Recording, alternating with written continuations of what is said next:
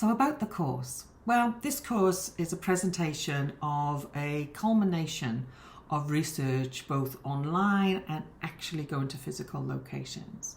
So I got lots of information from the National Library of Wales in Aberystwyth and been to many ancient sites throughout the Celtic lands, in addition to working extensively with a specialist in Celtic studies.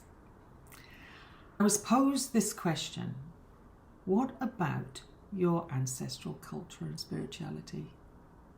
And whilst I knew some, I didn't really deeply know. So that's when I embarked on the quest for information on my ancestors and the origins of Welsh spirituality.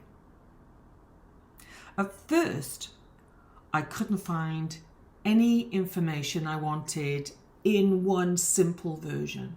It was very scattered. The challenge that I faced was there was little or no written evidence of the Welsh Celtic people, and more importantly for me, of the Welsh Druids.